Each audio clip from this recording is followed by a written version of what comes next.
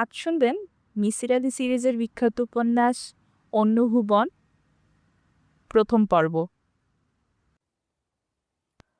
দুপুরবেলা কাজের মেয়েটি মিসির আলিকে ডেকে তুলল। কে নাকি দেখা করতে এসেছে, খুব জরুরি দরকার। মিসির আলির রাগে গা কাঁপতে লাগলো। কাজের মেয়েটিকে বলে দেওয়া ছিল কিছুতেই যেন তাকে ৩টার আগে ডেকে তোলা না হয়।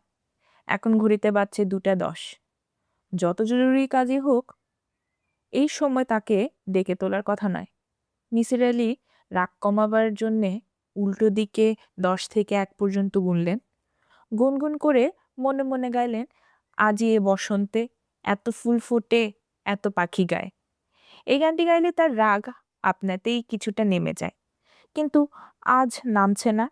কাজের মেয়েটির ভাবলেশহীন মুখ দেখে তা আরো বেড়ে যাচ্ছে। তিনি গম্ভীর গলায় ডাকলেন, রেবা। জি। আর কোনোদিন তুমি আমাকে 3টার আগে ডেকে তুলবে না। জি আচ্ছা। 2টা থেকে 3টা, এই 1 ঘন্টা আমি প্রতিদিন দুপুরে ঘুমিয়ে থাকি। এর নাম হচ্ছে সিয়েস্তা, বুঝলে? জি। ঘড়ি দেখতে জানো? জি না। মিসির আলির রাগ দপ করে নিভে গেল। যে মেয়ে ঘড়ি দেখতে জানে না, সে তাকে 3টার সময় ডেকে তুলবে কিভাবে? রেবা মেয়েটি নতুন কাজে এসেছে, তাকে শিখিয়ে পড়িয়ে নিতে হবে। রেবা। জি। আর সন্ধ্যার পর তোমাকে ঘড়ি দেখা শেখাবো। 1 থেকে 12 পর্যন্ত সংখ্যা প্রথম শিখতে হবে, ঠিক আছে? জি ঠিক আছে। এখন বলো, যে লোকটি দেখা করতে এসেছে সে কেমন? রেবা অবাক হয়ে তাকিয়ে রইল। মানুষ মানুষের মতোই। আবার কেমন হবে? তার এই সাহেব কি সব অদ্ভুত কথাবার্তা যে বলে, পাগলা ধরনের কথাবার্তা।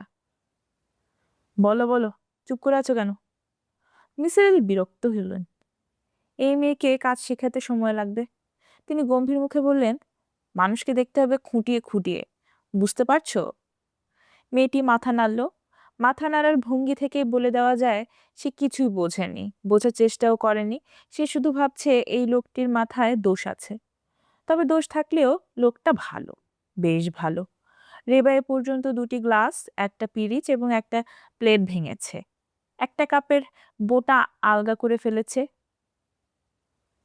সে তাকে কিছুই বলেনি, একটা ধমক পর্যন্ত দেয়নি। ভালো মানুষগুলি একটু পাগল পাগলই হয়ে থাকে। মিসির আলি হাত বাড়িয়ে সিগারেটের প্যাকেট নিলেন, একটি সিগারেট বের করে হাত দিয়ে গুঁড়ো করে ফেললেন। তিনি সিগারেট ছাড়বার চেষ্টা করছেন। যখনই খুব খেতে ইচ্ছে করে তিনি একটি সিগারেট বের করে গুঁড়ো করে ফেলেন এবং ভাবতে চেষ্টা করেন একটি সিগারেট টানা হলো। এতে কোনো লাভ হচ্ছে না, শুধু মেজাজ তিরিক্ষি হয়ে যাচ্ছে। রেবা। জি। এখন আমি তোমাকে কিছু প্রশ্ন করব, তুমি উত্তর দেবে। তোমার উত্তর থেকে আমি ধারণা করতে পারবো যে লোকটি এসেছে সে কি রকম। রেবা হাসলো, তার বেশ মজা লাগছে। প্রথম প্রশ্ন, যে লোকটি এসেছে সে গ্রামে থাকে না শহরে? গ্রামে। লোকটি বুড়ো না জোয়ান? জোয়ান। রোগা না মোটা? রোগা। কি কাপড় পরে এসেছে? মনে নাই। কাপড় পরিষ্কার না ময়লা? ময়লা। হাতে কি আছে? ব্যাগ বা ছাতা এসব কিছু আছে? না। চোখে চশমা আছে? না। মিসির আলি থেমে থেমে বললেন, তোমাকে যে প্রশ্নগুলি করলাম সেগুলি মনে রাখবে। কেউ আমার কাছে এলে আমি এগুলি জানতে চাই, বুঝতে পারছো? জি। এখন যাও, আমার জন্য 1 কাপ চমৎকার চা বানাও। দুধ চিনি কিচ্ছু দেবে না, শুধু লিকার। বানানো হয়ে গেলে চায়ের কাপে 1 দানা লবণ ফেলে দেবে। লবণ? হ্যাঁ লবণ। মিসির আলি উঠে দাঁড়ালেন। বাসার ঘরে যে লোকটি এসেছে তাকে দেখা দরকার। রেবার কথা মতো লোকটি হবে গ্রামের, ময়লা কাপড় পরে এসেছে, জোয়ান বয়স, হাতে কিছুই নেই। এই ধরনের একজন লোকের কাছে তার কাছে কি প্রয়োজন থাকতে পারে? বসার ঘরে যে লোকটি বসেছিল সে রোগা নয়, পরনে গেভারডিনের স্যুট, হাতে চামড়ার একটি ব্যাগ, বয়স 50-এর উপরে, চোখে চশমা। মিসির আলি মনে মনে একটি দীর্ঘ নিঃশ্বাস ফেললেন। রেবা মেয়েটির পর্যবেক্ষণ শক্তি মোটেই নেই, একে বেশি দিন রাখা যাবে না। মিসির আলি বসে থাকা লোকটিকে তীক্ষ্ণ চোখে দেখতে লাগলেন। তিনি ঘরে ঢোকার সময় লোকটি উঠে দাঁড়ায়নি, দাঁড়াবার মতো ভঙ্গি করেছে। বসে থাকার মধ্যে একটা স্পর্ধার ভাব আছে। লোকটি তাকিয়ে আছে সরু চোখে, যেন সে কিছু একটা যাচাই করে নিচ্ছে। মিসির আলি বললেন, ভাই আপনার নাম? আমার নাম বরকতুল্লাহ। আমি ময়মনসিংহ থেকে এসেছি। কোনো কাজে এসেছেন কি? হ্যাঁ, কাজে এসেছি। আমি অকাজে ঘুরেঘুরি করি না। আমার কাছে এসেছেন? আপনার কাছে না এলে আপনার ঘরে বসে আছি কেন? ভালোই বলেছেন। এখন বলুন কি ব্যাপার? অল্প কথায় বলুন। বরকতুল্লাহ সাহেব থমথমে গলায় বললেন, আমি কথা কম বলি, আপনাকে বেশিক্ষণ বিরক্ত করব না। তিনি লক্ষ্য করলেন লোকটি আহত হয়েছে। তার চোখ মুখ লাল। মিসির আলি খুশি হলেন। লোকটি বড় বেশি স্পর্ধা দেখাচ্ছে। বরকতুল্লাহ সাহেব, চা খাবেন? জি না, আমি চা খাই না। আমার যা বলার তা আমি খুব অল্প কথায় বলে চলে যাব। মিসির আলি হাসতে হাসতে বললেন, অল্প কথায় কিছু বলতে পারবেন বলে আমার বিশ্বাস হচ্ছে না। আপনার অভ্যাস হচ্ছে বেশি কথা বলা। আপনি চা খাবেন কিনা তার জবাব দিতে গিয়ে একটি দীর্ঘ বাক্য বললেন। আপনি বলেছেন, জি না, আমি চা খাই না। আমার যে বলার তা আমি খুব অল্প কথায় বলে চলে যাব। এই বাক্যটিতে ১৭টি শব্দ আছে। বরকতুল্লাহ সাহেব অবাক হয়ে তাকালেন।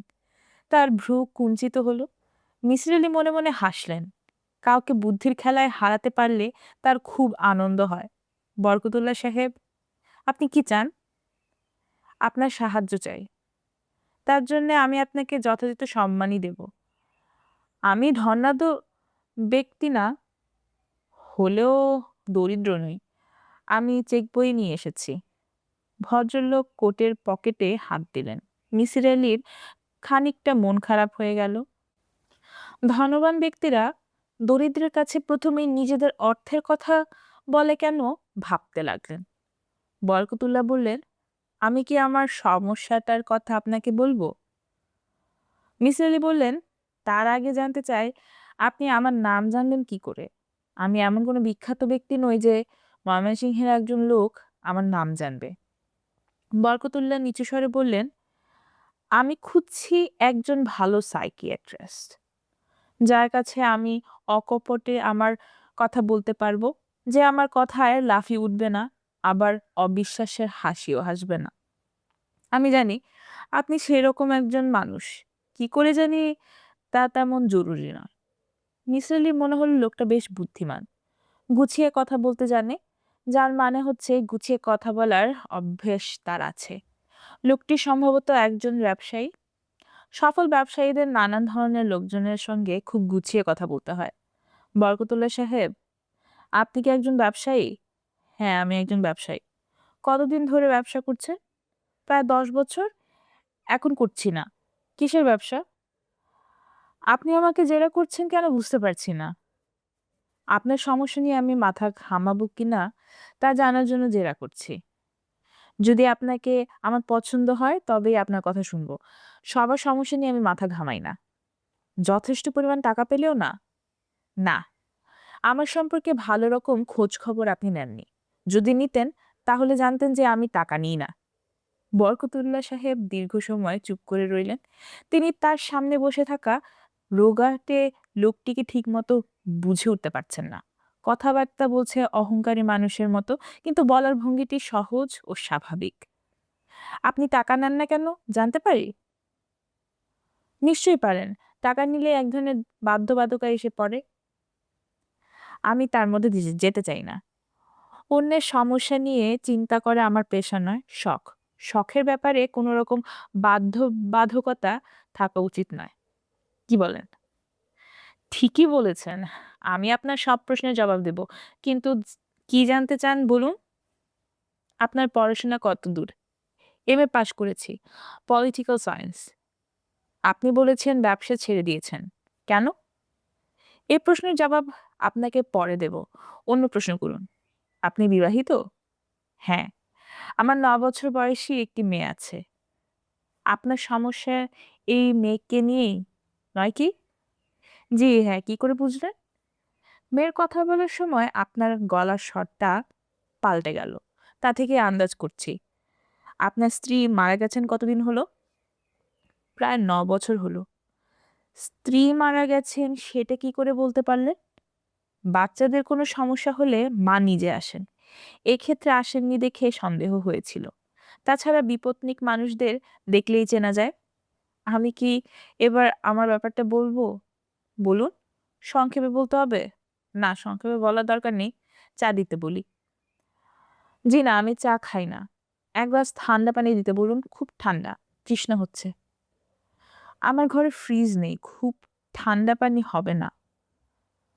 ভদ্রলোক তৃষ্ণার্তের মতোই পানির গ্লাস শেষ করে ২য় গ্লাস চাইলেন। নিসার আলি বললেন, আরেক গ্লাস দেব? আর লাগবে না। আপনি তাহলে শুরু করুন। আপনার মেয়ের নাম কি? তিন্নি। বলুন তিন্নির কথা। ভদ্রলোক কিছুক্ষণ চুপ করে রইলেন, সম্ভবত মনে মনে গুছিয়ে নিচ্ছেন, কিংবা বুঝে উঠতে পারছেন না ঠিক কোন জায়গা থেকে শুরু করবেন। মিসির আলি লক্ষ্য করলেন ভদ্রলোকের কপালে সূক্ষ্ম ঘামের কণা জমতে শুরু করেছে। মিসির আলি ঠিক বুঝে উঠতে পারছেন না ৯ বছর বয়সী একটি মেয়ের এমন কি সমস্যা থাকতে পারে যা বলতে গিয়ে এমন অস্বস্তির মতন পড়তে হয়। বলুন, আপনার মেয়ের কথা বলুন। ভদ্রলোক বলতে শুরু করলেন, আমার মেয়ের নাম তিন্নি।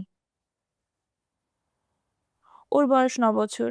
মেয়ের জন্মের সময় ওর মা মারা যায়। মেয়েটিকে আমি নিজেই মানুষ করি। আমি মোটামুটিভাবে একজন সচ্ছল মানুষ। কাজেই আমার পক্ষে বেশ কিছু কাজের লোকজন রাখা কোনো সমস্যা ছিল না। তিন্নিকে দেখাশোনার জন্যে অনেকেই ছিল, কিন্তু তবু মেয়েটির বেশিরভাগ দায়িত্ব আমি পালন করছি। দুধ বানানো, খাওয়ানো, ঘুম পাড়ানো সবই আমি করতাম। বুঝতেই পারছেন, মেয়েটি আমার খুবই আদরের। সব বাবার কাছেই তাদের ছেলেমেয়েদের আদর থাকে, কিন্তু আমার মধ্যে বাড়াবাড়ি রকমের ছিল। নিসার আলি বললেন, আপনি কি বলতে চাচ্ছেন এখন নেই? ভদ্রলোক এই প্রশ্নের জবাব দিলেন না। তার মেয়ের কথা বলে যেতে লাগলেন। তিনি এমন একটি ভঙ্গি করলেন যেন প্রশ্নটি শুনতে পাননি। তিন্নির বয়স যখন ১ বছর, তখন লক্ষ্য করলাম ও অন্যান্য শিশুদের মতো নয়।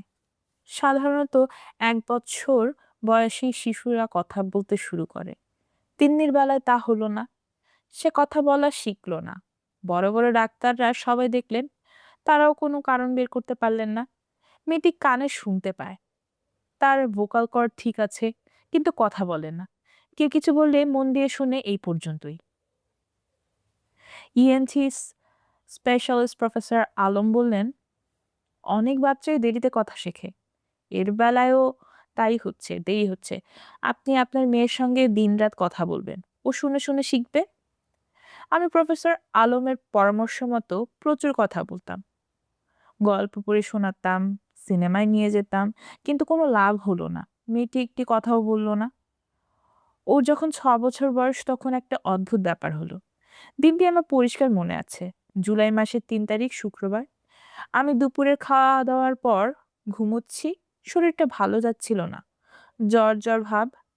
হঠাৎ তিন্নি আমাকে ধাক্কা দিয়ে ঘুম থেকে জাগালো এবং পরিষ্কার গলায় বলল, বাবা, অসময়ে ঘুমোচ্ছ কেন? আপনি বুঝতেই পারছেন, আমি স্তম্ভিত হয়ে তাকিয়ে রইলাম। প্রথমে ভাবলাম স্বপ্ন দেখছি। তিন্নি কথা বলেছে। একটা দুটি শব্দ নয়, পুরো বাক্য বলেছে। অত্যন্ত স্বাভাবিক ভঙ্গিতে বলেছে। কোনো রকম জড়তা নয়, অস্পষ্টতা নয়। বিস্ময় সামলাতে আমার দীর্ঘ সময় লাগলো। আমি একসময় বললাম, তুই কথা বলা জানিস? তিন্নি হাসি মুখে বলল, হ্যাঁ, কেন জানবো না? এতদিন কথা বলিসনি কেন? তিন্নি তার জবাব দিল না।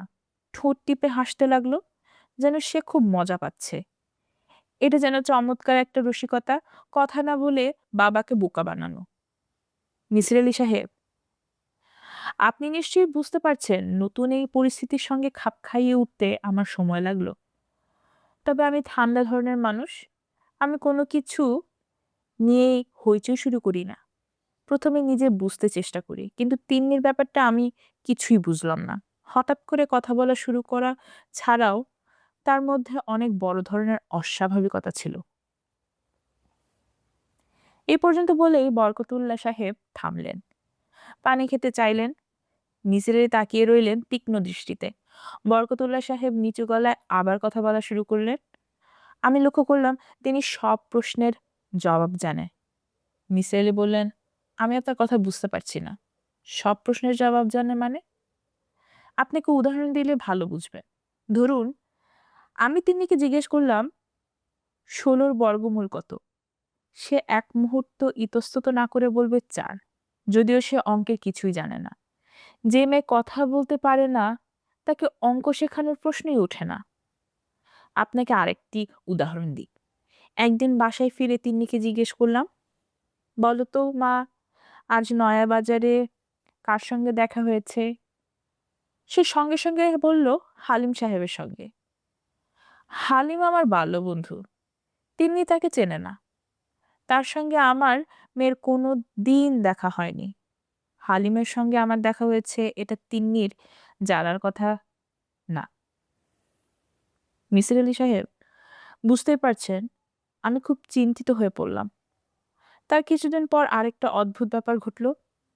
রাতের বেলা তিন্নিকে নিয়ে খেতে বসেছি, হঠাৎ ইলেকট্রিসিটি চলে যায়। আমি হারিকেন জ্বালানোর জন্য বললাম, কেউ হারিকেন খুঁজে পেল না। প্রয়োজনের সময় কিছুই খুঁজে পাওয়া যায় না। টর্চ আনতে বললাম, তাও কেউ পাচ্ছে না। আমি বিরক্ত হয়ে ধমকাধমকি করছি।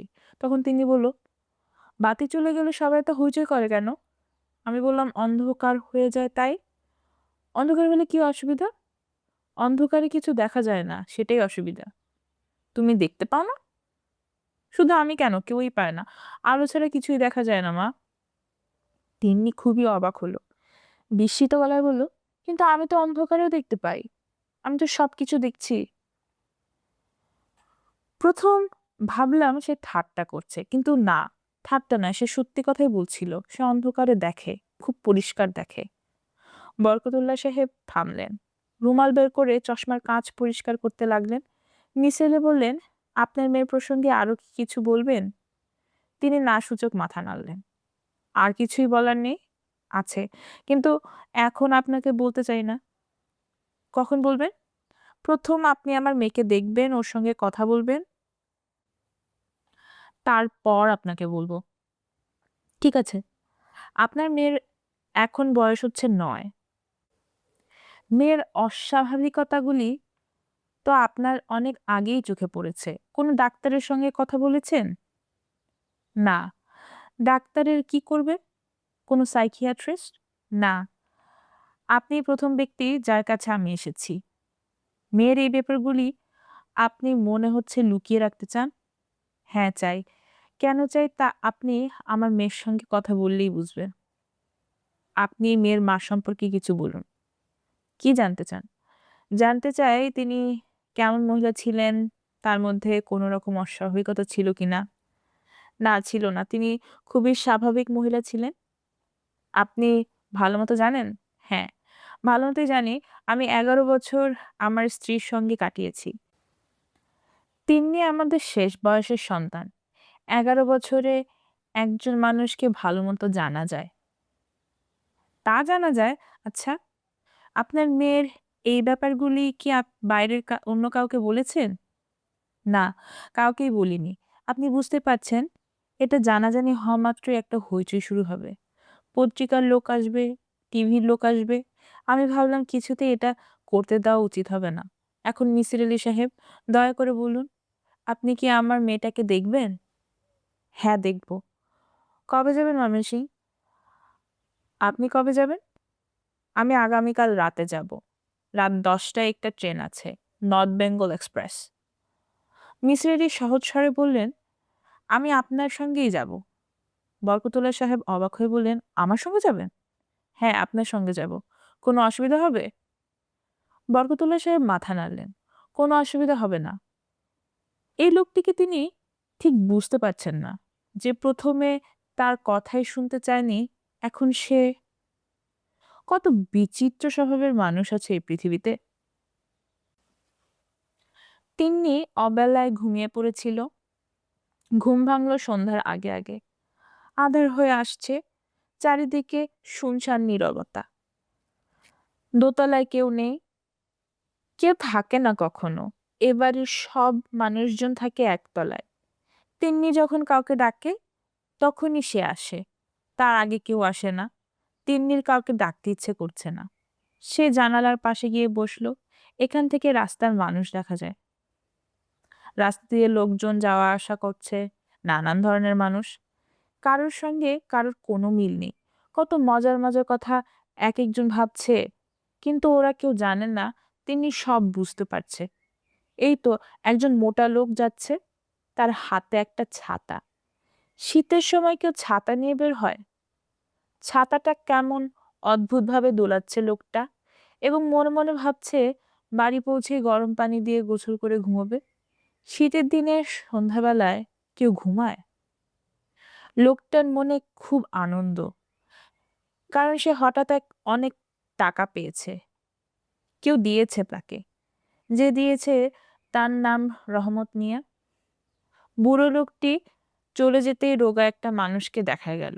সে খুব রেগে আছে, কাকে যেন খুব গাল দিচ্ছে। এমন বাজে গাল যে শুনলে খুব রাগ লাগে। তিনি জানালা বন্ধ করে দিল। ঘরটা এখন অন্ধকার। অন্ধকারে কেউ কিচ্ছু দেখতে পায় না, কিন্তু সে পায়। কেউ অন্ধকারে দেখতে পায় না, সে কেন পায়? সে কেন অন্য মানুষদের মতো নয়? কেন সবাই তাকে ভয় পায়? এই যে সন্ধ্যা হয়ে গেছে, কিন্তু কেউ তার কাছে আসছে না। যতক্ষণ সে না ডাকবে ততক্ষণ আসবে না। এলেও খুব ভয়ে ভয়ে আসবে। দরজার ওপাশে দাঁড়িয়ে ফিসফিস করে বলবে, তিন্নি আপা, তিন্নি আপা। এমন রাগ লাগে। রাগ হলে তিনি সবাইকে কষ্ট দিতে ইচ্ছা করে। তখন তার কপালের বাঁ পাশে চিনচিনে ব্যথা হয়। ব্যথা হলে এই রাগ আরো বেড়ে যায়। রাগ বাড়লে ব্যথা বাড়ে। কি কষ্ট, কি কষ্ট!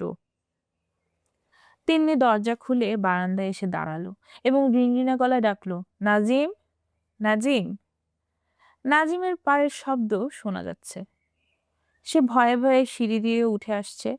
তিনি তাকে দেখতে পাচ্ছে না। দোতলায় উঠার সিঁড়ি পেছনের দিকে। তবুও তিন্নি পরিষ্কার বুঝতে পারছে নাজিম রেলিং ধরে ধরে উপরে আসছে। তার হাতে এক গ্লাস দুধ। নাজিম তার জন্যে দুধ আনছে। কি বিশ্রী ব্যাপার! সে দুধ চায়নি, তবু আনছে। এমন গাধা কেন লোকটা? তিন্নি আপা। তিন্নি তাকালো না। নাজিম সিঁড়ির মাথায় দাঁড়িয়ে আছে, খুব পাচ্ছে ভয়। ভয়ে তার পা কাঁপছে। দুধ এনেছেন কেন? দুধ খাবো না। অন্য কিছু খাবেন আপা? না, কিচ্ছু খাবো না। জি আচ্ছা। বাবা কবে আসবে আপনি জানেন? জানি না আপা। বাবা কাল সকালে আসবে। একা আসবে না, একটা লোককে নিয়ে আসবে। নাজিম কিছু বলল না। তিন্নি কাটা কাটা গলায় বলল, আপনি আমার কথা বিশ্বাস করছেন না, তাই না? করছি আপা। আমি সবকিছু বুঝতে পারি। আমি জানি আপা। আপনি আমাকে ভয় করেন কেন? আমি ভয় করি না আপা। না, করেন। আপনারা সবাই আমাকে ভয় করেন। আপনি করেন, আবুর মা করে, দারোয়ান করে, সবাই ভয় করে। যান, আপনি চলে যান। দুধ খাবেন না? না, খাবো না। কিচ্ছু খাবো না। বাতি জ্বালিয়ে দিই? না, বাতি জ্বালাতে হবে না। জি আচ্ছা। আমি যাই আপা? না, আপনি যেতে পারবেন না, আপনি দাঁড়িয়ে থাকুন। নিজাম দাঁড়িয়ে রইল। তিন্নি তার ঘরে ঢুকে ছবি আঁকতে বসলো।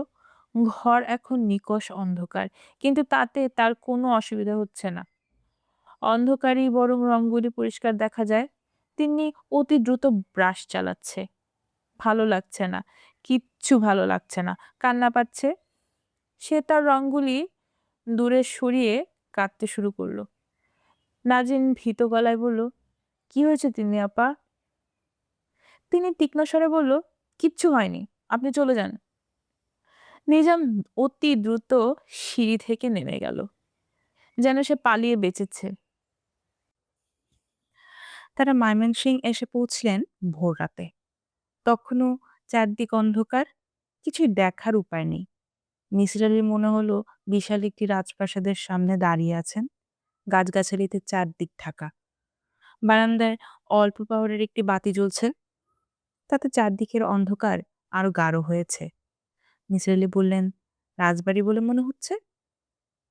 বরকত সাহেব শীতল গলায় বললেন, একসময় ছিল সুসং দুর্গাপুরের মহারাজার বাড়ি। আমি কিনে নিয়েছি।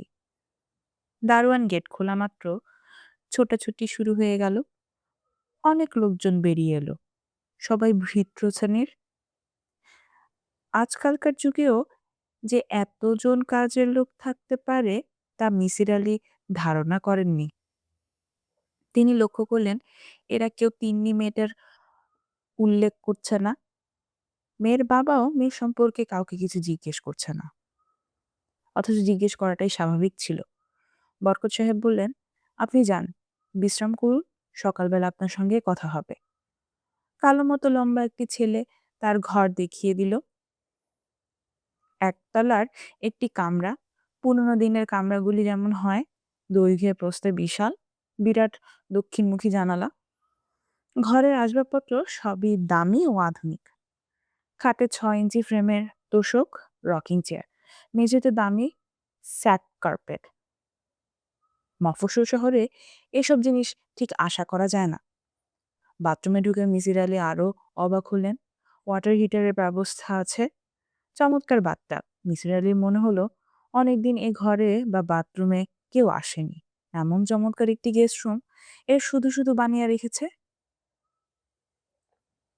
প্রচন্ড ঠান্ডা, কিন্তু গরম পানির ব্যবস্থা আছে। যখন তখন একটা হট শাওয়ার নেওয়া যেতে পারে। মিসির আলি দীর্ঘ সময় নিয়ে গোসল সারলেন। শরীর ঝরঝরে লাগছে, 1 কাপ গরম চা পেলে বেশ হতো। বাথরুম থেকে বের হয়েই দেখলেন টেবিলে চায়ের আয়োজন। পট ভর্তি চা, প্লেটে নোনতা বিস্কিট, কুচি কুচি করে কাটা পনির। ভৃত্য শ্রেণীর একজন যুবক তাকে ঢুকতে দেখেই চা ঢালতে শুরু করলো। তিনি লক্ষ্য করলেন লোকটি আর চোখে তার দিকে বারবার তাকাচ্ছে। চোখে চোখ পড়া মাত্র চট করে মাথা নামিয়ে নিচ্ছে। তোমার নাম কি? নাজিম। শুধু নাজিম? নাজিম উদ্দিন। কতদিন ধরে এ বাড়িতে আছো? জি, অনেকদিন। অনেকদিন মানে কতদিন? 5 বছর। এ বাড়িতে কজন মানুষ থাকে? নাজিম জবাব দিল না। চায়ের কাপে চিনি ঢেলে এগিয়ে দিল। তার ভাবভঙ্গি দেখে মনে হচ্ছে সে এখন চলে যাবে। মিসির আলি দ্বিতীয়বার জিজ্ঞেস করলেন, বাড়িতে কজন মানুষ থাকে? স্যার, আমি কিছু জানি না। তুমি কিছু জানো না মানে? তুমি 5 বছর এ বাড়িতে আছো, অথচ জানো না এ বাড়িতে কজন মানুষ থাকে? জি না স্যার, আমি জানি না।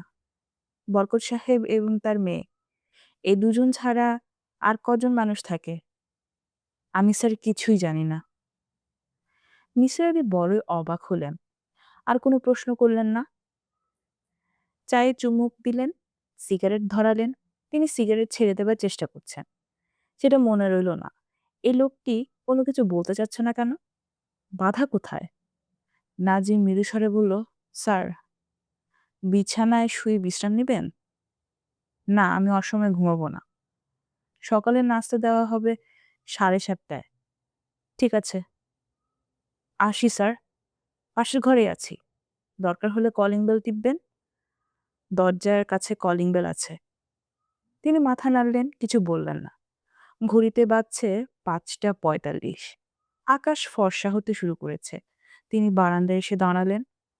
ব্রহ্মপুত্র নদী নিশ্চয়ই খুব কাছে। ভোরবেলা নদীর পাড় ধরে হাঁটতে ভালো লাগবে। এই শহরে এর আগে তিনি আসেননি। অপরিচিত শহরে ঘুরে বেড়াতে চমৎকার লাগে। গেট বন্ধ। গেটের পাশের খুপড়ি ঘরটায় দারোয়ান নিশ্চয়ই ঘুমুচ্ছে। মিসির আলি উঁচু গলায় ডাকলেন, দারোয়ান, দারোয়ান, গেট খুলে দাও। দারোয়ান বেরিয়ে এলো, কিন্তু গেট খুলল না। যেন কে কথা বুঝতে পারছে না। গেট খুলে দাও, আমি বাইরে যাব। গেট খোলা যাবে না। খোলা যাবে না মানে? কেন যাবে না? বড় সাহেবের হুকুম ছাড়া খোলা যাবে না। তার মানে কি বলছো তুমি? এটা কি জেলখানা নাকি? দারোয়ান কোনো উত্তর দিল না। নিজের ঘরে ঢুকে গেল, যেন মিসির আলির সঙ্গে কথাবার্তা চালিয়ে যাবার ব্যাপারে তার কোনো আগ্রহ নেই। তিনি দাঁড়িয়ে রইলেন একা একা। তার সামনে ভারী লোহার গেট। সমস্ত বাড়িটাকে যে পাঁচিল ঘিরে রেখেছে তাও অনেকখানি উঁচু। সত্যি সত্যি জেলখানা জেলখানা ভাব। মিসির আলি আবার ডাকলেন, দারোয়ান, দারোয়ান। কেউ বেরিয়ে এলো না। ভোর ৭টা পর্যন্ত মিসির আলি বাড়ির সামনের বাগানে চিন্তিত মুখে ঘুরে বেড়ালেন। এই সময়ের মধ্যে তিনি একটি গুরুত্বপূর্ণ আবিষ্কার করলেন। এই বাড়িটি গাছগাছালিতে ভর্তি, কিন্তু কোনো গাছে পাখি রাখছে না। শুধু যে ডাকছে না তাই নয়, কোনো গাছে পাখি বসে পর্যন্ত নেই। অথচ ভোরবেলার এই সময়টায় পাখিরা কিচিরমিচির করে কান ঝালাপালা হবার কথা। অথচ চারদিক কেমন নীরব, থমথমে। স্যার, আপনার নাশতা দেওয়া হয়েছে। কোথায়? দোতলায়। চলো যাই। আমি যাব না স্যার, আপনি একা যান। ওই যে সিঁড়ি। সিঁড়িতে পা রেখে মিসির আলি থমকে দাঁড়ালেন। সিঁড়ির মাথায় একটি বালিকা দাঁড়িয়ে তীক্ষ্ণ দৃষ্টিতে তার দিকে তাকিয়ে আছে। মেয়েটি দারুণ রূপসী, মাথা ভর্তি কোকড়ানো চুল, টানা টানা চোখ, দেবী মূর্তির মতো কাটা কাটা নাক মুখ। মেয়েটি দাঁড়িয়েও আছে মূর্তির মতো, একটুও নড়ছে না, চোখের দৃষ্টি ফিরিয়ে নিচ্ছে না। মিসির আলি বললেন, কেমন আছো তিন্নি? মেয়েটি মিষ্টি করে হেসে বলল, ভালো আছি। আপনি কেমন ভালো আছেন? হ্যাঁ, ভালোই আছি। আপনাকে গেট খুলে দেয়নি, তাই না? মিসির আলি উপরে উঠতে উঠতে বললেন, দারোয়ান বেটা বেশি সুবিধার না, কিছুতেই গেট খুলো না। দারোয়ান ভালোই, বাবার জন্য খুলেনি। বাবা গেট খুলতে নিষেধ করেছেন। তাই নাকি? হ্যাঁ, বাবার ধারণা গেট খুললেই আমি চলে যাব। তুমি বুঝি শুধু চলে যেতে চাও? না, চাই না, কিন্তু বাবার ধারণা আমি চলে যেতে চাই। মেয়েটি আবার মাথা দুলিয়ে হাসল। মেয়েটি দারুণ শীতেও পাতলা একটা জামা গায়ে দিয়ে আছে, খালি পা, মনে হচ্ছে সে শীতে অল্প অল্প কাঁপছে। তিন্নি, তোমার শীত লাগছে না? না।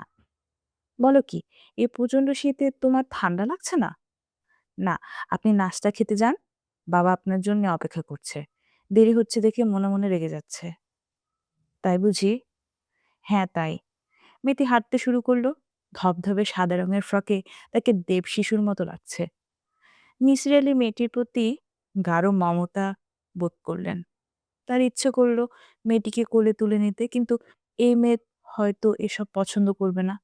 একে দেখেই মনে হচ্ছে এর পছন্দ অপছন্দ খুব তীব্র। নাস্তার আয়োজন প্রচুর। রুটি মাখানো থেকে শুরু করে চিকেন ফ্রাই, ফিশ ফ্রাই সবই আছে। বিলেতি কায়দায় দুজনের সামনেই এক বাটি করে সালাদ, লম্বা লম্বা গ্লাসে কমলা লেবুর রস। রাজকীয় ব্যাপার। শুধু খাবার দাবার এগিয়ে দেবার জন্য কেউ নেই। বরকত সাহেব ঠান্ডা গলায় বললেন, বসে আছেন কেন? শুরু করুন। তিন্নির জন্য অপেক্ষা করছি। ও আসবে না। আসবে না কেন? খেয়ে নিয়েছে। আমার মেয়ের সঙ্গে কি আপনার কথা হয়েছে? হ্যাঁ। কেমন দেখলেন আমার মেয়েকে? ভালো। বরকত সাহেব তীক্ষ্ণ দৃষ্টিতে তাকিয়ে রইলেন খানিকক্ষণ। নিচু গলায় বললেন, ওর মধ্যে কি কোনো অস্বাভাবিকতা আপনার নজরে পড়েছে? না। ভালো করে ভেবে বলুন। ভেবেই বলছি। তবে পারিপার্শ্বিকে কিছু অস্বাভাবিকতা লক্ষ্য করেছি। যেমন? যেমন আপনার গাছগুলিতে কোনো পাখি নেই। একটি পাখিও আমার চোখে পড়েনি। বরকত সাহেব চমকালেন না। তার মানে তিনি ব্যাপারটি আগেই লক্ষ্য করেছেন। আগে লক্ষ্য না করলে নিশ্চয়ই চমকাতেন।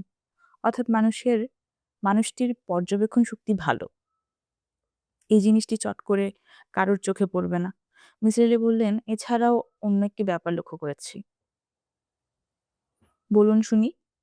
আপনার বাড়ির কাজের লোকটি, যার নাম নাজিম, সে অত্যন্ত ভীত ও শঙ্কিত। এটা এমন কিছু অস্বাভাবিক ব্যাপার নয়। এ বাড়ির সবাই আমাকে ভয় করে। কেন? পৃথিবীর নিয়মই হচ্ছে ক্ষমতাবানকে ভয় করা। আমি ক্ষমতাবান। ক্ষমতাটা কিসের? অর্থের। অর্থের ক্ষমতাই সবচেয়ে বড় ক্ষমতা। আপনার ধারণা, যেহেতু আপনার প্রচুর টাকা, সেহেতু সবাই আপনাকে ভয় করে? অন্য কারণও আছে। আমি বেশ বদমেজাজি। আপনার মেয়ে তিন্নি, সেও কি বদমেজাজি? বরকত সাহেব ভ্রু কুঞ্চিত করলেন। তিনি জবাব দিতে গিয়েও দিলেন না। হালকা স্বরে বললেন, চা নিন নাকি কফি খেতে চান? চা খাবো। আপনি বলেছিলেন ব্যবসা ছেড়ে দিয়েছেন। এখন করেন কি? কিছুই করি না। এখন আমি ঘরেই থাকি। এবং কাউকে ঘর থেকে বেরোতে দেন না। এ কথা বলছেন কেন? কারণ দারোয়ান আমাকে বেরোতে দেয়নি। ওকে বলে দিয়েছি যেন গেট না খোলে। কেন বলেছেন? তিন্নির জন্য বলেছি। আমার ভয় গেট খোলা পেলেই সে চলে যাবে। আমি আর কোনোদিন তাকে ফিরে পাবো না। সে কি এর আগে কখনো গিয়েছে? না। তাহলে কি করে আপনার ধারণা হলো গেট খোলা পেলে সে চলে যাবে? আমাকে আপনি এত প্রশ্ন করছেন কেন? আমাকে প্রশ্ন করবার জন্য তো আপনাকে আনিনি। আপনাকে আনা হয়েছে আমার মেয়ের জন্যে। আনা হয়েছে বলাটা বোধহয় ঠিক হচ্ছে না। আমি নিজ থেকে এসেছি। বরকত সাহেব ক্লান্ত গলায় বললেন, আপনি দয়া করে আমার মেয়ের ঘরে চলে যান। ওর সঙ্গে কথা বলুন। ও কি তার ঘরে একা থাকে? হ্যাঁ, একাই থাকে। নিসার আলি উঠে দাঁড়াতেই বরকত সাহেব বললেন, প্লিজ একটা কথা মন দিয়ে শুনুন। এমন কিছু করবেন না যাতে আমার মেয়ে রেগে যায়। এ কথা বলছেন কেন?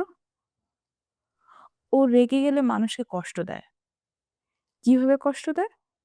নিজেই বুঝবেন। আমার বলার দরকার হবে না। তিন্নির ঘরটি বিরাট বড়। একপাশে ছোট্ট একটি কালো রঙের খাটে সুন্দর একটি বিছানা পাতা। নানান ধরনের খেলনায় ঘর ভর্তি। বেশিরভাগ খেলনাই হচ্ছে তুলার তৈরি জীবজন্তু। শিশুদের ঘর যেমন অগোছালো থাকে, এই ঘরটি সেরকম নয়। বেশ গোছানো ঘর। মিসির আলি দরজার বাইরে দাঁড়িয়ে কিছুক্ষণ তিন্নিকে দেখলেন। মেয়েটি গভীর মনোযোগে ছবি আঁকছে, একবারও তাকাচ্ছে না তার দিকে। মিসির আলি বললেন, তিন্নি, ভেতরে আসবো? তিন্নির ছবি থেকে মুখ না তুলে বলল, আসতে ইচ্ছে হলে আসুন, ইচ্ছে না হলে আসবো না। তিন্নি কিছুই বলল না। মিসির আলি ভেতরে ঢুকলেন, হাসি মুখে বললেন, বসবো কিছুক্ষণ তোমার ঘরে? বসার ইচ্ছে হলে বসুন। তিনি বসলেন, হাসি মুখে বললেন, কিসের ছবি আঁকছো? গাছের। দেখি কেমন ছবি? দেখতে ইচ্ছে হলে দেখুন। তিনি তার ছবি এগিয়ে দিল। নিসার আলি অবাক হয়ে দেখলেন, অদ্ভুত সব গাছের ছবি আঁকা হয়েছে। গাছগুলিতে কোনো পাতা নেই, অসংখ্য ডাল, ডালগুলি লতানো। কিছু কিছু লতা আবার চুলের বেণীর মতো পাকানো। সুন্দর হয়েছে তো গাছের ছবি। আপনার ভালো লাগছে? হ্যাঁ। এরকম গাছ কি আপনি এর আগে কখনো দেখেছেন? না, দেখিনি। তাহলে আপনি কেন জিজ্ঞেস করলেন না কি করে আমি না দেখে এমন সুন্দর গাছের ছবি আঁকলাম? শিশুরা মন থেকে অনেক জিনিস আঁকে। তিন্নি হাসল। তিনি প্রথমে মেয়েটির মুখে হাসি দেখলেন। তিন্নি হাসতে হাসতে ভেঙে পড়ছে। মিসির আলি বললেন, তুমি এত হাসছো কেন? হাসতে ভালো লাগছে তাই হাসছি। তিনি নিজেও হাসলেন। হাসতে হাসতেই বললেন, আমি শুনেছি তুমি সব প্রশ্নের উত্তর জানো। কে বলেছে, বাবা? হ্যাঁ। তুমি কি সত্যি সত্যি জানো? জানি। পরীক্ষা করতে চান? হ্যাঁ, চাই। বলো তো, ৯ এর বর্গমূল কত? ৩। ৫ এর বর্গমূল কত সেটা জানো? তিন্নি কিছুক্ষণ চুপ করে থেকে বলল, আমি জানি না। আচ্ছা দেখি, এটা পারো কিনা? পেনিসিলিন যিনি আবিষ্কার করেছেন তার নাম কি? Sir Alexander Fleming. হ্যাঁ, হয়েছে। এখন বলো দেখি তার স্ত্রীর নাম কি? আমি জানি না। সত্যি জানো না? না, আমি জানি না। রবীন্দ্রনাথ ঠাকুর কত সালে নোবেল প্রাইজ পেয়েছেন জানো? জানি, ১৯১৩ সালে। রবীন্দ্রনাথ ঠাকুরের ছোট মেয়ের নাম জানো? জানি না। মিসির আলি হাসতে লাগলেন। তিন্নি ভ্রু কুঁচকে তাকিয়ে রইল। গম্ভীর স্বরে বলল, আপনি হাসছেন কেন? আমি হাসছি কারণ তুমি কিভাবে সব প্রশ্নের জবাব দাও তা বুঝতে পারছি। তাহলে বলুন, কিভাবে সব প্রশ্নের জবাব দিই? আমি লক্ষ্য করলাম যেসব প্রশ্নের উত্তর আমি জানি, শুধু সেসব প্রশ্নের উত্তরই তুমি জানো। যেমন আমি জানি ৯ এর বর্গমূল ৩, কাজেই তুমি বললে ৩। কিন্তু ৫ এর বর্গমূল কত তা তুমি বলতে পারলে না। কারণ আমি নিজেও তা জানি না। আলেকজান্ডার ফ্লেমিং এর স্ত্রীর নাম তুমি বলতে পারলে না। কারণ আমি তার স্ত্রীর নাম জানি না। ঠিক এভাবে। থাক, আর বলতে হবে না। তিন্নি তাকিয়ে আছে। তার মুখে কোনো হাসি নেই। সমস্ত চেহারায় কেমন একটা কঠিন ভাব চলে এসেছে, যা এত অল্প বয়সী একটি বাচ্চার চেহারার সঙ্গে ঠিক মিশ খাচ্ছে না। মিসির আলি সহজ স্বরে বললেন, তুমি মানুষের মনের কথা টের পাও। টের পাও বলেই জানা প্রশ্নগুলির উত্তর দিতে পারো। এটা এক ধরনের টেলিপ্যাথিক ক্ষমতা। কেউ কেউ এ ধরনের ক্ষমতা নিয়ে জন্মায়। তিন্নি শীতল গলায় বলল, আপনি খুব বুদ্ধিমান। নিসার আলি বললেন, হ্যাঁ, আমি বুদ্ধিমান। আপনি বুদ্ধিমান এবং অহংকারী। যারা বুদ্ধিমান তারা সাধারণত অহংকারী হয়। এটা দোষের নয়। যে জিনিস তোমার নেই তা নিয়ে তুমি যখন অহংকার করো, সেটা হয় দোষের। আপনি এখানে কেন এসেছেন? তোমাকে সাহায্য করবার জন্য এসেছি। কিসের সাহায্য? আমি এখনো ঠিক জানি না। সেটাই দেখতে এসেছি। হয়তো তোমার কোনো সাহায্যের প্রয়োজন নেই। তোমার বাবা শুধু শুধু ভয় পাচ্ছেন। আমি ডাক্তার পছন্দ করি না। আমি ডাক্তার নই। আপনি এখন আমার ঘর থেকে চলে যান। আমার আর আপনাকে ভালো লাগছে না। আমার কিন্তু তোমাকে খুব ভালো লাগছে। খুব ভালো লাগছে। আপনি এখন যান। নিসার আলি উঠে দাঁড়ালেন। তিনি বলল, দাঁড়িয়ে আছেন কেন? চলে যান। তিন্নি কথা কটা বলার সঙ্গে সঙ্গে নিসার আলি তার মাথার ঠিক মাঝখানে এক ধরনের যন্ত্রণা বোধ করলেন।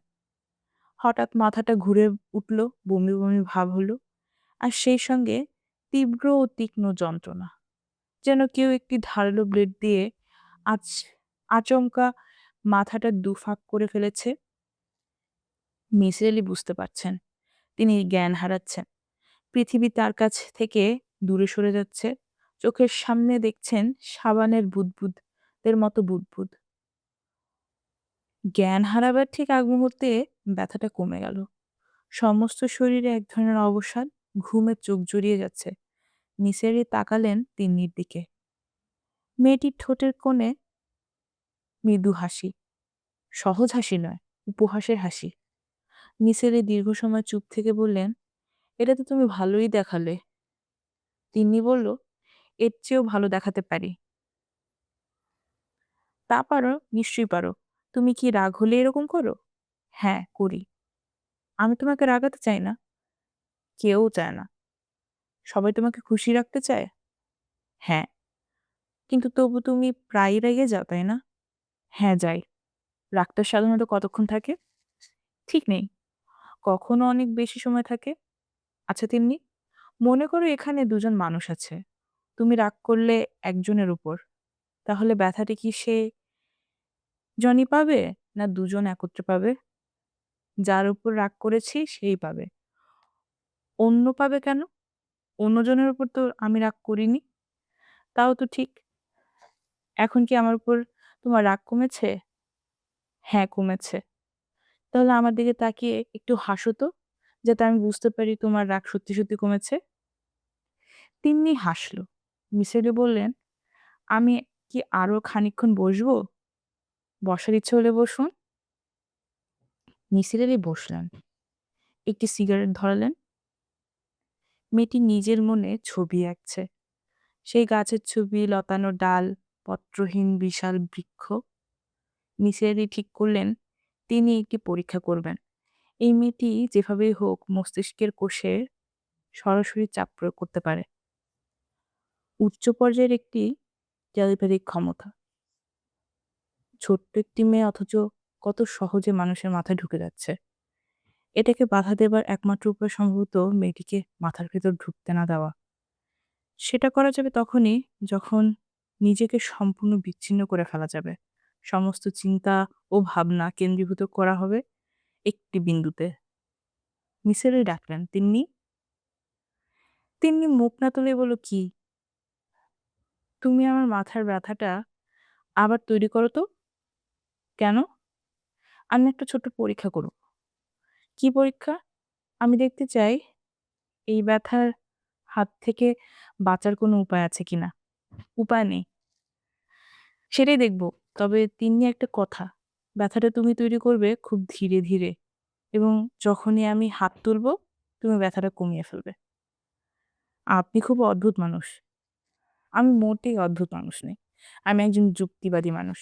আমি এসেছি তোমাকে সাহায্য করতে। আমার কোনো সাহায্য লাগবে না। হয়তো লাগবে না, তবুও আমি তোমার ব্যাপারটা পুরোপুরি বুঝতে চাই। এখন তুমি ব্যথা তৈরি করো, খুব ধীরে, ধীরে। তিন্নি মাথা তুলে সোজা হয়ে বসল। তার দৃষ্টি তীক্ষ্ণ থেকে তীক্ষ্ণতর হচ্ছে। ঠোঁট বেঁকে যাচ্ছে, বাঁকা ঠোঁট খুব হালকাভাবে কাঁপছে। মিছিলে চোখ বন্ধ করে বসে আছেন। তিনি তার সমস্ত মন প্রাণ একটি ব্যাপারে কেন্দ্রীভূত করে ফেললেন। খুব ছোটবেলায় তিনি একটি সাপের মুখোমুখি হয়েছিলেন। এখন তিনি ভাবছেন সেই সাপটির কথা। সাপটির হলুদ গা ছিল চক্রকাঁটা। বুকে ভর দিয়ে এঁকে বেঁকে এগিয়ে আসছিল। তাকে দেখেই সে থমকে গেল। ঘন ঘন তার চেরা জিভ বের করতে লাগলো। নিসার আলি এখন আর কিছুই ভাবছেন না। পৃথিবীতে ঠিক এই মুহূর্তে সাপের চেরা জিভ ছাড়া অন্য কিছুই নেই। তিনি জীবিত কি মৃত সেই বোধও তার নেই। তিনি কল্পনায় দেখছেন হলুদ রঙের কুৎসিত সাপের চেরা জিভ বাতাসে কাঁপছে। নিসার আলির চোখের দৃষ্টি ঘোলা হয়ে আসছে। কপালে বিন্দু বিন্দু ঘাম। তিনি ঘন ঘন নিঃশ্বাস ফেলছেন। তিনি অবাক হয়ে মিসির আলিকে দেখছে। আশ্চর্য ব্যাপার, এই মানুষটিকে সে কিছুই করতে পারছে না। এতক্ষণে ব্যথায় তার ছটফট করা উচিত ছিল, কিন্তু লোকটি এখনো হাত তুলছে না। এর মানে কি এই যে সে ব্যথা পাচ্ছে না? তা কি করে সম্ভব? তিন্নি ব্যথার পরিমাণ অনেক দূর বাড়িয়ে দিল। তার নিজের মাথায় এখন ঝিমঝিম করছে। মিসির আলি হাত তুলেন। তিনি পরীক্ষায় পাশ করেছেন। মিসির আলি দুর্বল গলায় বললেন, তিন্নি, আমি এখন যাই, তোমার সঙ্গে পরে কথা হবে। তিন্নি জবাব দিল না। অবাক চোখে তাকে দেখতে লাগলো। মিসির আলি বললেন, তিন্নি, আমি কি তোমার আঁকা ছবিগুলো নিয়ে যেতে পারি? কেন? আমি নিজের ঘরে বসে সময় নিয়ে ছবিগুলো দেখব। তাতে কি হবে? তোমাকে বুঝতে সুবিধা হবে। তিন্নি তার হাতে এক গাদা ছবি তুলে দিল। মিসির আলি সিঁড়ি বেয়ে নেমে গেলেন। ক্লান্তিতে তার পা ভেঙে আসছে, ঘুমে চোখ জড়িয়ে আসছে। তিনি পেছনে ফিরলেন। তিন্নি ছাদে উঠে গেছে। তার মাথার উপর চক্রাকারে কয়েকটি পাখি উঠছে। আশেপাশে পাখি নেই, কিন্তু এই মেয়েটির মাথার উপরে পাখি উঠছে কেন?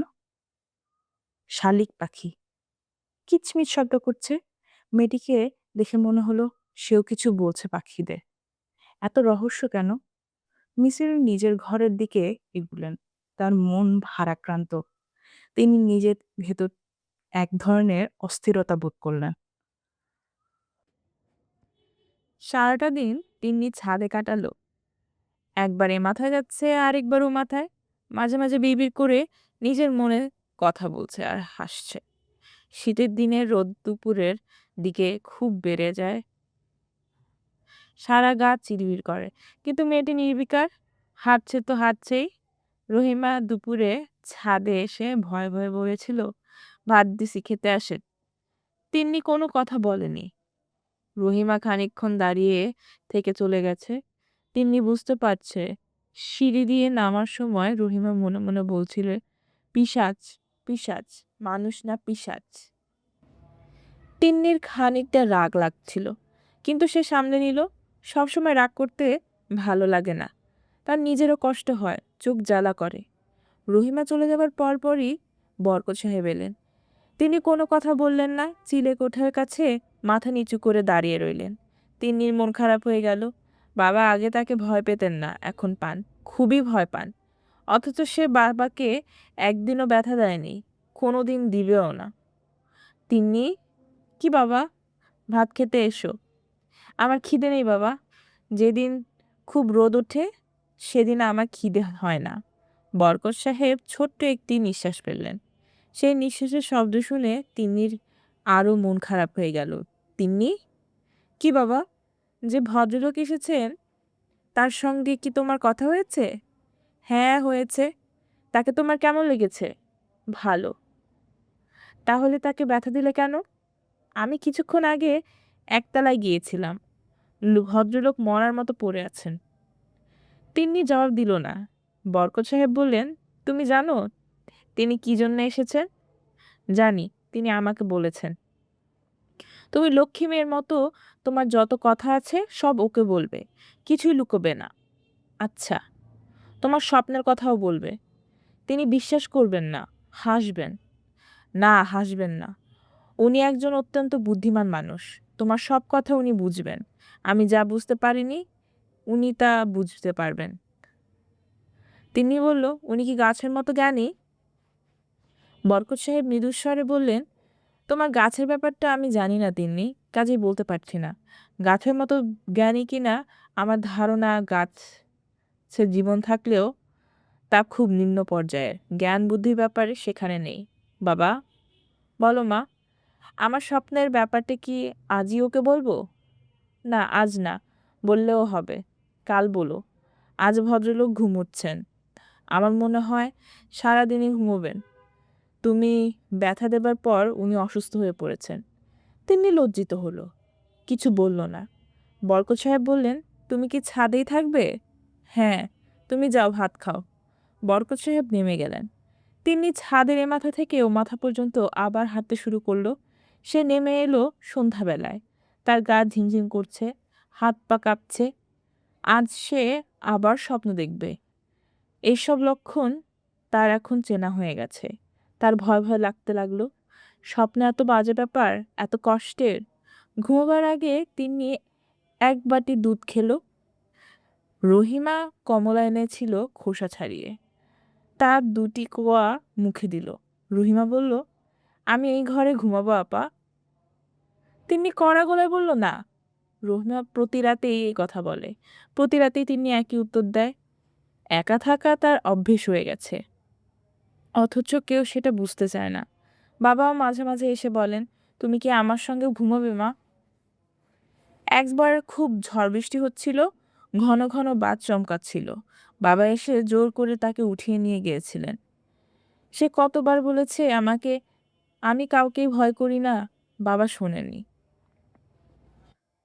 বাবা মারা কোনো কথা শুনতে চায় না। মার কথা সে অবশ্যই বলতে পারে না, কারণ মার কথা তার কিছুই মনে নেই। শুধু মনে আছে মাথা ভর্তি চুলের একটি গোলগাল মুখ তার মুখের উপর ঝুঁকে আছে। তিনি ভাবতে লাগলো, মা বেঁচে থাকলে এখন কি করত? তাকে নিয়ে খুব সমস্যায় পড়ে যেত। হয়তো রোজ রাতে তার সঙ্গে ঘুমাতো, কান্নাকাটি করত। আচ্ছা, সে এরকম হলো কেন? সে অন্য সব মেয়েদের মতো হলো না কেন? রহিমার এখনো দাঁড়িয়ে আছে, সরাসরি তিন্নির দিকে তাকাচ্ছে না, কিন্তু মনে মনে চাচ্ছে তাড়াতাড়ি এ ঘর থেকে চলে যেতে। তিনি ভেবে পেল না যে যেতে চাচ্ছে, সে চলে না গিয়ে দাঁড়িয়ে কেন আছে। রহিমা, জি আপা, তুমি আজ সকালে আমাকে পিশাচ ডাকছিলে কেন? রহিমার মুখ সাদা হয়ে গেল। দেখতে দেখতে কপালে বিন্দু বিন্দু ঘাম জমলো। পিশাচরা কি করে রহিমা? রহিমা তার জবাব দিল না। তার পানির পিপাসা পেয়ে গেছে, বুক শুকিয়ে কাঠ। আর কোনো দিন আমাকে পিশাচ ডাকবে না। জি আচ্ছা, এখন যাও। আজ বোধহয় স্বপ্নটা সে দেখবেই। বিছনায় শোয়ামাত্র চোখ জড়িয়ে আসছে ঘুম। অনেক চেষ্টা করেও চোখ মেলে রাখা যাচ্ছে না। ঘরের বাতাস হঠাৎ যেন অনেকখানি ঠান্ডা হয়ে গেছে। ঝুনঝুন শব্দ হচ্ছে দূরে। এই দূর অনেকখানি দূর। গ্রহ নক্ষত্র ছড়িয়ে দূরে, আরো দূরে। তিন্নি ছটফট করতে লাগলো। সে ঘুমোতে চায় না, জেগে থাকতে চায়, কিন্তু ওরা তাকে জেগে থাকতে দেবে না। ঘুম পাড়িয়ে দেবে এবং ঘুম পাড়িয়ে অদ্ভুত সব স্বপ্ন দেখাবে। তিন্নি সেই রাতে যে স্বপ্ন দেখলো তা অনেকটা এরকম। একটা বিশাল মাঠে সে দাঁড়িয়ে আছে। যতদূর দৃষ্টি যায় শুধু গাছ আর গাছ। বিশাল মহীরুহ এইসব গাছের মাথা যেন আকাশ স্পর্শ করেছে। গাছগুলি অদ্ভুত লতানো ডাল, কিছু কিছু ডাল আবার বেনি পাকানো। তাদের গায়ের রং সবুজ নয়, হলুদের সঙ্গে লাল মিশানো, হালকা লাল। এইসব গাছ একসঙ্গে হঠাৎ কথা বলে উঠছে, নিজেদের মধ্যে কথা, আবার কথা বন্ধ করে দিচ্ছে। তখন চারদিকে শুনশান নীরবতা। শোনা যাচ্ছে শুধু কথা বলছে গাছেরা। ঝড়ের মতো শব্দে বাতাস বইছে, আবার সে শব্দ থেমে যাচ্ছে। তখন কথা বলছে গাছেরা। কত অদ্ভুত বিষয় নিয়ে কত অদ্ভুত কথা। তার প্রায় কিছুই তিন্নি বুঝতে পারছে না। একসময় সমস্ত কথাবার্তা থেমে গেল। তিন্নি বুঝতে পারল সবকটা গাছ লক্ষ্য করছে তাকে। তাদের মধ্যে একজন বলল, "কেমন আছো ছোট্ট মেয়ে?" "ভালো।" "ভয় পাচ্ছ কেন তুমি?" "আমি ভয় পাচ্ছি না।" "অল্প অল্প পাচ্ছ, কোনো ভয় নেই।" "কোনো ভয় নেই" বলার সঙ্গে সঙ্গে সবকটি গাছ একত্রে বলতে লাগলো, "ভয় নেই, কোনো ভয় নেই।" ভয়াবহ শব্দ, কানে তালা লেগে যাবার মতো অবস্থা। তিন্নি তখন কেঁদে ফেলল। তার কান্নার সঙ্গে সঙ্গে সমস্ত শব্দ থেমে গেল। কথা বলল শুধু একটি গাছ। "ছোট্ট মেয়ে তিন্নি, কি কাঁদছো কেন?" "জানি না কেন, আমার কান্না পাচ্ছে।" "ভয় লাগছে?" "হ্যাঁ।" "কোনো ভয় নেই, তোমাকে ঘুম পাড়িয়ে দিচ্ছি।" কথা শেষ হবার সঙ্গে আলো কমে এলো। সবকটি গাছ একত্রে মাথা দুলিয়ে কী সব গান করতে লাগলো। এই গানে মনে অদ্ভুত এক আনন্দ হয়। শুধু মনে হয় কত সুখ চারদিকে, শুধু বেঁচে থাকতে ইচ্ছা করে, আনন্দ করতে ইচ্ছা করে। "ঘুম আসছে ছোট্ট মেয়ে তিন্নি?" "আসছে।" "তাহলে ঘুমাও। আমাদের গান তোমার ভালো লাগছে?" "লাগছে।" "খুব ভালো?" "হ্যাঁ, খুব ভালো।" গাঢ় ঘুমে তিন্নির চোখ জুড়িয়ে এলো। স্বপ্ন শেষ হয়েছে, কিন্তু শেষ হয়েও যেন হয়নি। তার রেশ লেগে আছে তিন্নির চোখে মুখে। নিসার আলি সারাদিন ঘুমোলেন।